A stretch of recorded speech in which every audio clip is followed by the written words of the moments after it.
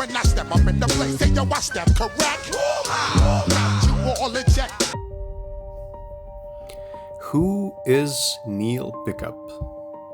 Ask the average sports fan who Neil Pickup is, and most people won't know the name. Ask an arm wrestler the same question, and the room changes. Because in this sport, Neil Pickup isn't just a commentator. He is one of the people who taught the world how to watch arm wrestling. He is an arm wrestler. Before the headset, there was the table. Neil competed for more than 20 years. He won over 60 international titles across 5 weight classes, in both arms. He is the only British man in history to hold the right arm world championship. He knows what it feels like to sit down, lock hands, and have years of preparation decided in under 3 seconds. That's not a detail. That's why his commentary feels different. His father ran a car garage, fixing engines by day, lifting weights after hours. Sport and combat ran in the family. Before arm wrestling ever took hold, Neil spent time training boxing. That's where Neil first found the gym, and where his father first put his arm on the table. Not as a lesson, just as something fathers and sons do. Neil kept coming back for more. By 13, he wasn't losing to his father anymore. He was beating him.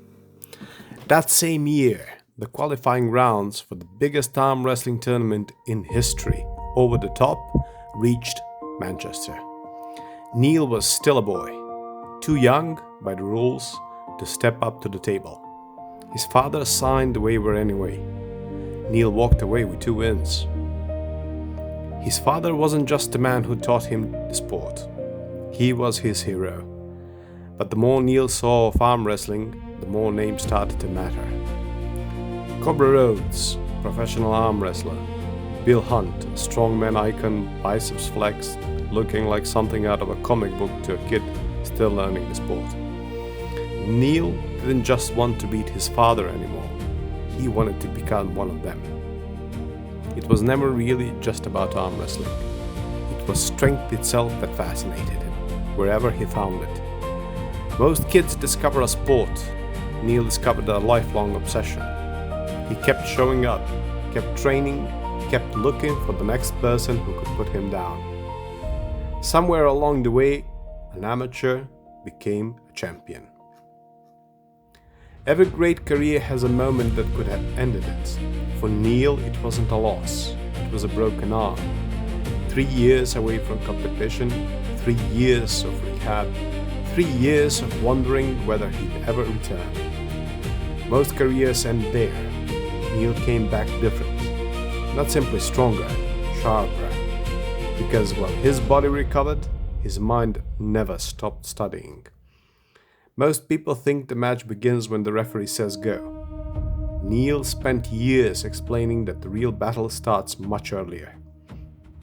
The way hands are positioned on the table, the information exchanged during the grip up, the ability to sense an opponent's intention before they reveal them, the discipline to conceal your own while quietly applying pressure long before the referee ever speaks.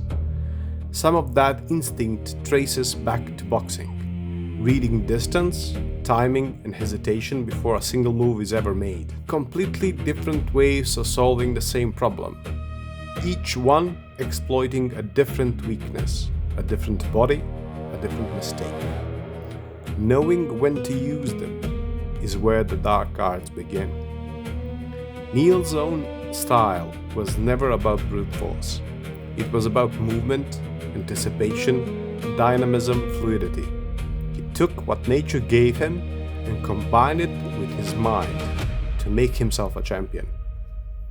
Then he did it again and again, turning other people into champions the same way. That's the part of what makes him such an effective coach. A lot of great athletes teach from their own advantages, from what already came natural to them. Neil never had that luxury. He understands arm wrestling from a disadvantaged perspective and compensates with his mind instead. that's precisely what makes his approach unique.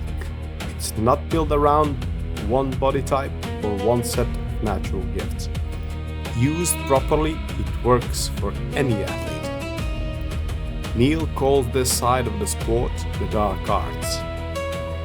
This next part is my interpretation, pieced together from years of listening to Neil describe the sport. Not something claimed to be Neil's own words. Because only Neil Pickup truly knows how deep the dark arts really go. What's clear is this: he didn't simply master existing techniques. He learned to adapt them to every single opponent. No two body types hold exactly the same way. No two grip-ups tell the same story. No two minds break the same way. That was his advantage. Most competitors train harder. Neil learned to see what everyone else was looking straight through.